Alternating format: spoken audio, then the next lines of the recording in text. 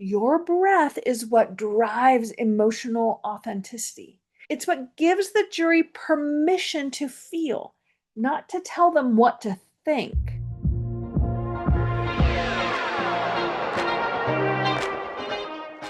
Welcome to the Foster Your Voice podcast with me, Kristi Foster. After a 30-year career in music and theater, I never imagined I'd be coaching trial attorneys.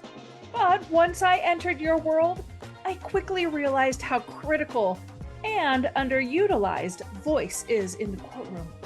The truth is, you don't win trials with brute strength. You win with your voice. I'll give you tools to unlock your voice so you can communicate not just with purpose, but on purpose.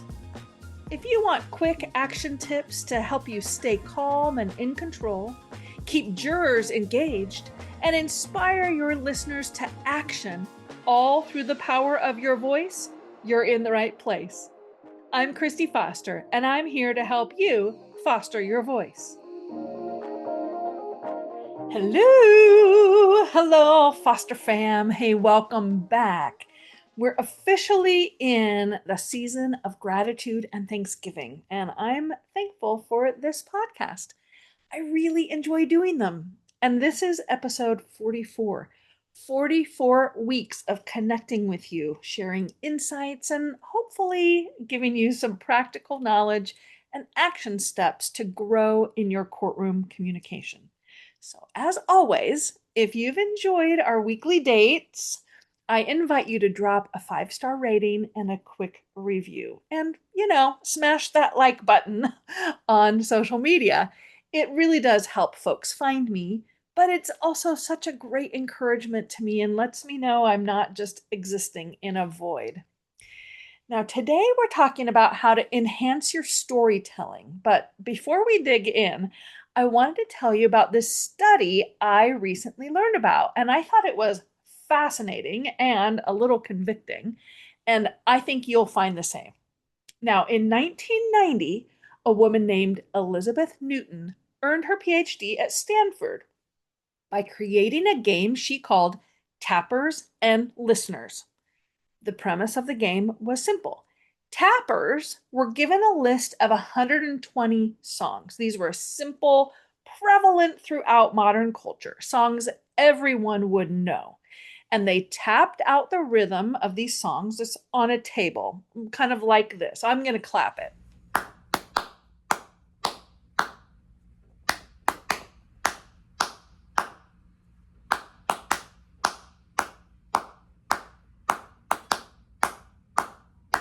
Now, the tappers thought that these rhythms made it so obvious what the songs were. I mean, they could practically hear the melody to each as they tapped. So when they were asked to predict the percentage that they thought the listeners would get right, they guessed 50%. They made allowances for some mistakes or out of sync cueing, but they thought listeners would get 1 out of every 2, 50% correct. In actuality, out of the 120 common, well-known songs, the listeners only got 3 correct. 1 in 40 they were able to guess. Now, what was fascinating is that the tappers grew frustrated with the listeners. I mean, it's so obvious. How can you be so stupid? But because the tappers know the song title, it makes it near impossible for them not to hear the tune. They know the song and they can't imagine what it's like to not have that knowledge. They can't put themselves in the listener's shoes and imagine what it's like to just hear disjointed taps instead of a song.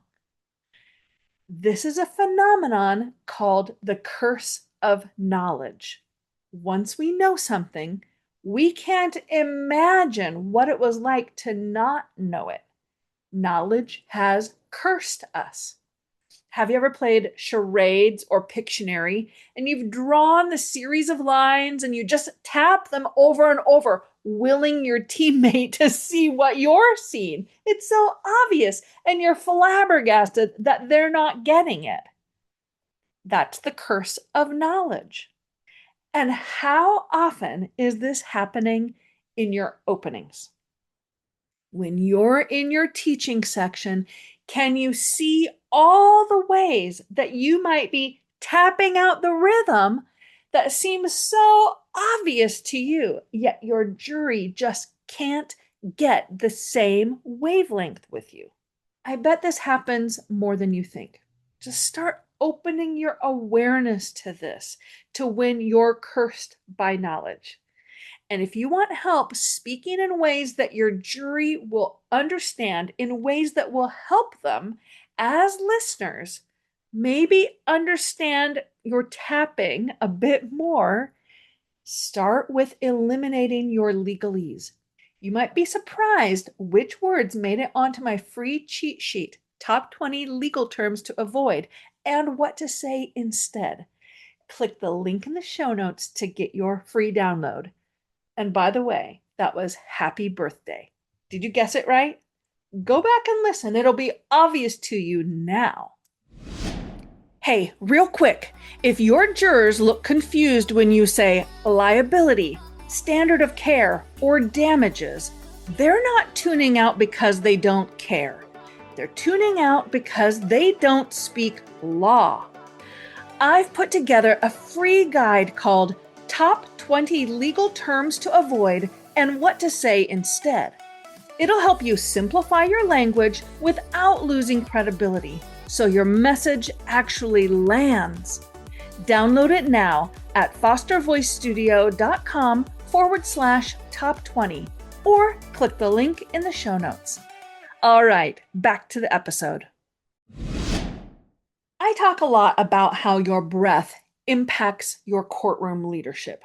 I might be beating a dead horse here, but if you're not paying attention to your breath, and by that I mean the mechanics of how you're breathing, you are grossly neglecting a huge aspect of your legal communication strategy. I talked about this a few episodes ago, so go back and listen to episode 36 for a deeper dive into how breathing shapes juror decision making. But let's just do a quick refresher. How you breathe determines which branch of your autonomic nervous system gets activated. That's your body's stress response system. So, two branches.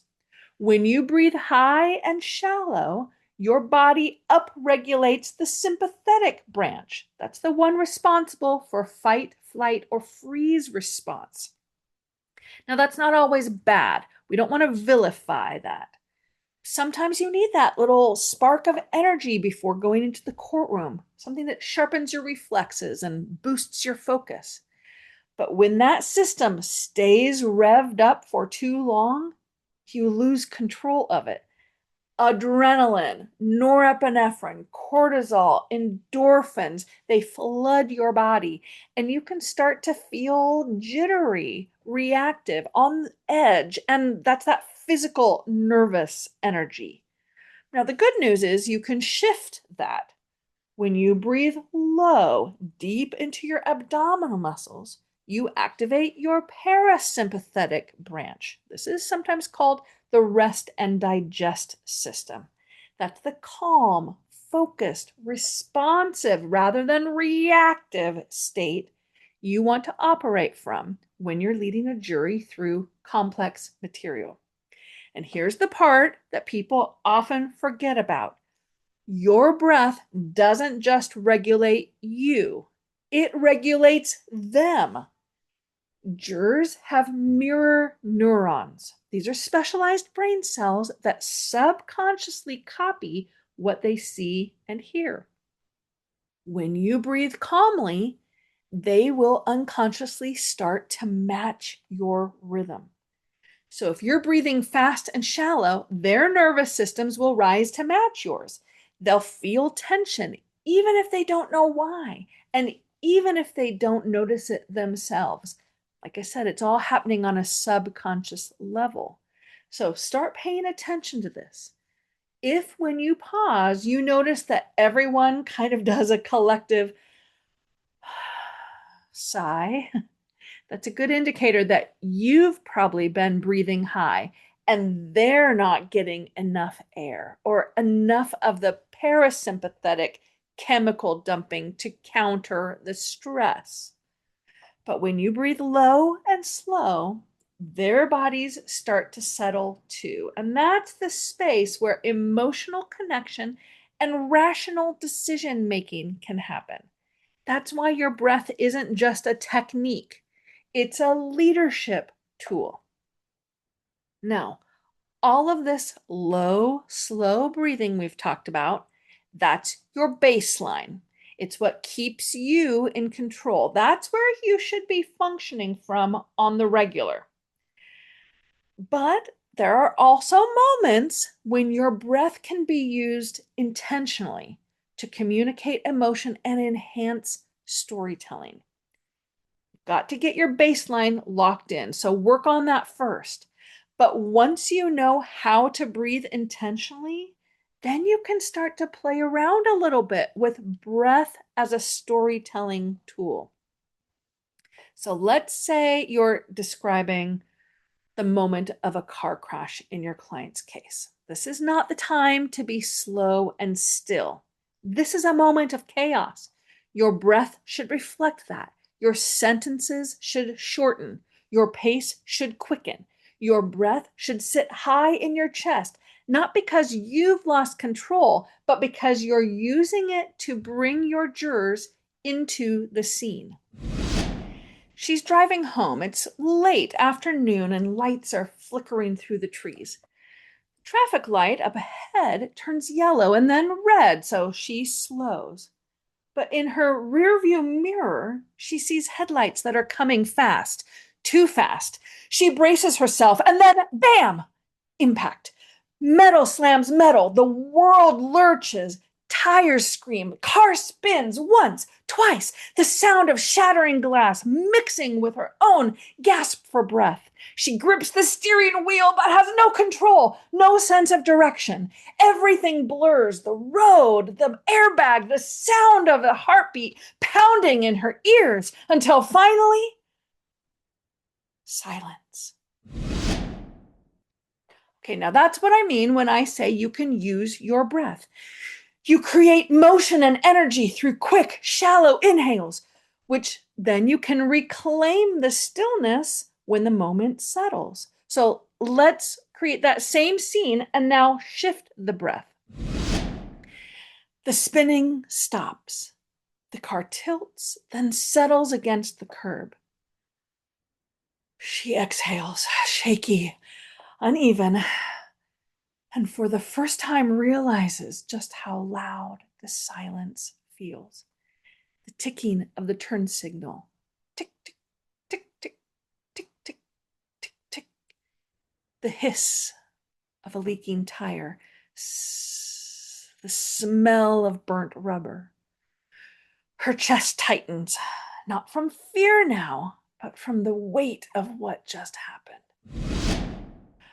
Okay, can you see how that shift worked? Quick, shallow breaths invite panic and urgency. Slow, weighted breath invites gravity and compassion. Both are necessary. You just have to know when to use which. Your breath is what drives emotional authenticity. It's what gives the jury permission to feel, not to tell them what to think. When you master that, when you can move seamlessly between heightened breath and calm control, you gain authority over your own nervous system and the emotional temperature of the room. Now, breath doesn't just affect emotion, it also affects sound. When you're tight, when you're tense and breathing is high, your voice gets thinner, it strains, you lose resonance, projection, and emotional warmth. When you breathe low and free, the sound opens up. You get a fuller tone, grounded, rich, and steady. And remember, jurors don't just hear your words, they feel your tone. Episode 41 was all about tone. So go back and listen, get caught up here. Your voice becomes the emotional landscape of the courtroom.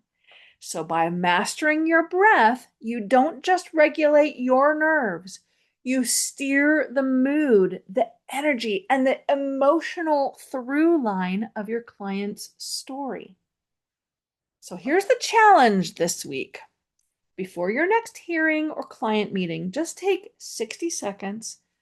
Focus on your breath. Breathe low. Feel your abdominal muscles expand.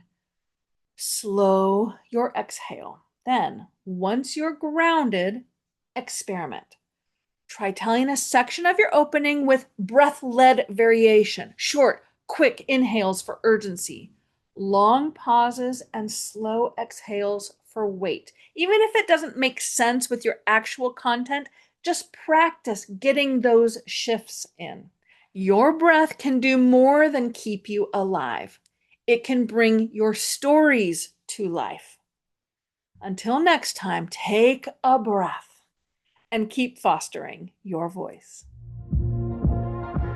Thanks for pulling up a seat with me today and for being part of the Foster fam. Make sure you're subscribed to the podcast so you don't miss a single episode.